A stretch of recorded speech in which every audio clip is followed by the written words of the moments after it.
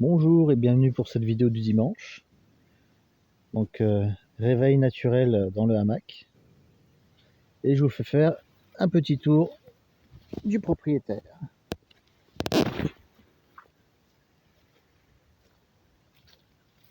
Donc un petit tour très rapide, je vais essayer de faire ça en 5-6 minutes. Donc vous avez des cynorrhodons, il y a des cerisiers.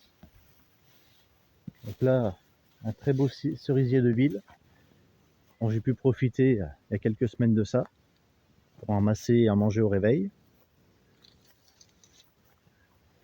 Il y a énormément de pommiers, donc différentes variétés anciennes. Des prunes, donc il y a aussi différentes variétés de prunes. Ici on a une petite prune ronde, alors dont certaines sont déjà mûres, j'en ai mangé un petit peu.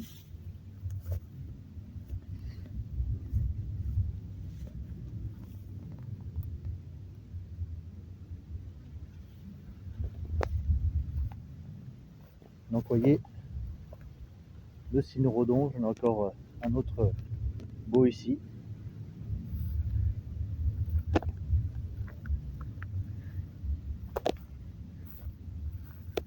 L'aigre moine, que je vous ai présenté la semaine dernière. Il y a une belle quantité d'aigre moine.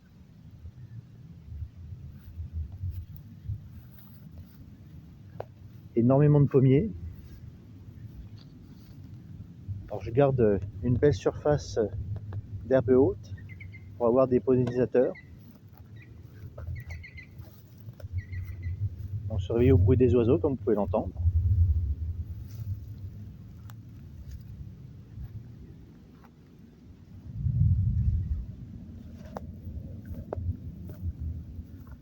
Donc j'ai les secteurs que j'ai nettoyés pour pouvoir circuler plus facilement, pour faire un petit potager.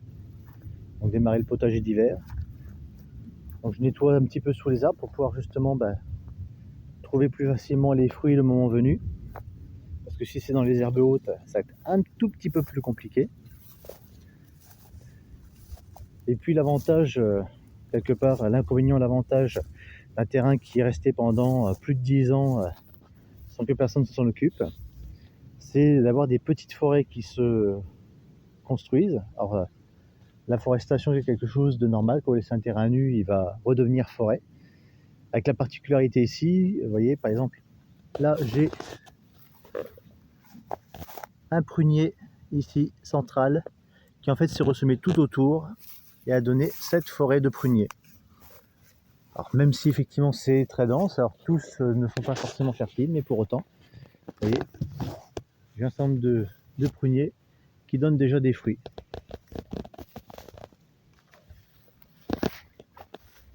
Hop. Alors le problème d'un terrain aussi qui est resté pendant des années sans que personne s'en occupe, c'est les ronces.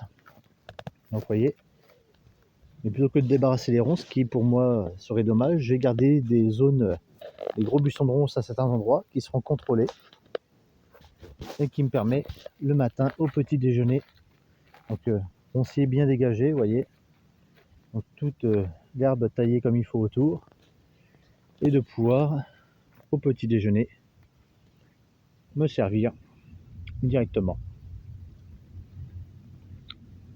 Donc là on n'est pas encore dans la pleine saison, mais il y a déjà quelques ronces qui sont mûres. Donc comme les pruniers, ici il y a un mirabellier, et vous voyez, les mirabelles ce sont donc il y a de jeunes fruitiers qui se sont remis en place.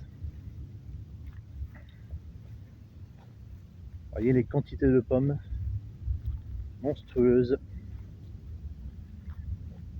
donc plein de variétés de pommes.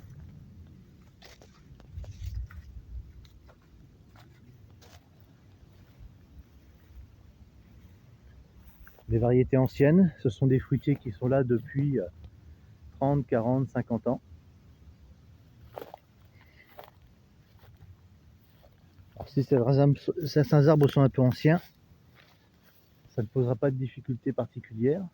Ah, ça va être de gérer un petit peu alors les problèmes de mouche de la pomme qui est quand même un petit peu importante sur le secteur. Et ici, mirabellier,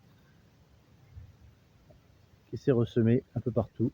Simplement des noyaux donc, qui sont tombés, voilà. Donc là je vais avoir plein de mirabelliers à donner autour de moi. Mirabelliers, pruniers, quelques pommiers, quelques cerisiers, il y a vraiment de tout.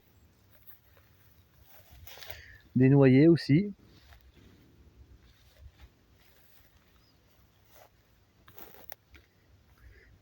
Quelques branches qui vont être à nettoyer forcément, ça va avec. On arrive à 5 minutes de vidéo, donc je vais essayer de raccourcir pour finir la vidéo. Donc les fourmis qui se sont bien implantées forcément des années sans que personne ne s'occupe du terrain. Elles ont eu de quoi se mettre à l'aise et revenir en surface. Vous voyez là aussi, à partir d'un prunier, j'ai plein de prunes, plein d'arbres, alors qu'ils sont quand même impressionnants. Ils montent à jusqu'à facilement 5 mètres, 6 mètres. Donc moi ce que je vais faire, c'est des arbres plutôt qui vont s'étendre en largeur plutôt qu'en hauteur, pour pouvoir y accéder plus facilement.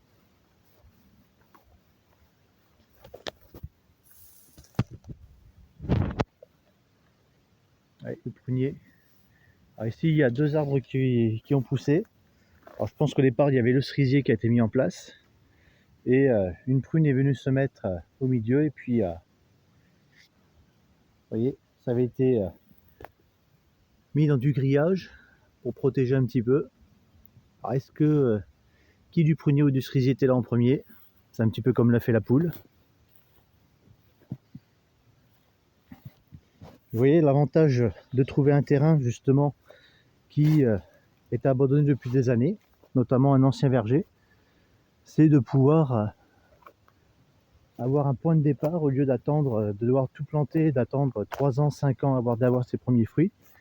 Ça permet d'avoir tout de suite des fruits dès la première année et de pouvoir replanter après et de préparer tranquillement sa récolte.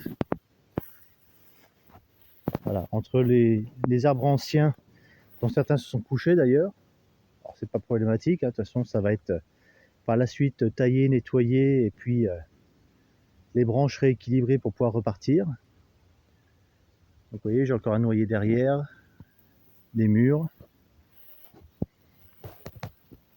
des branches qui ont cassé forcément.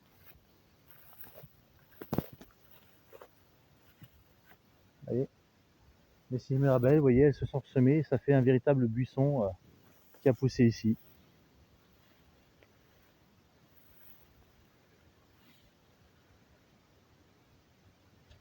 Donc c'est pour ça que j'ai fait la vidéo précédente, pour vous expliquer comment vous pouvez justement trouver un terrain autrement. Donc n'hésitez surtout pas à aller voir cette vidéo.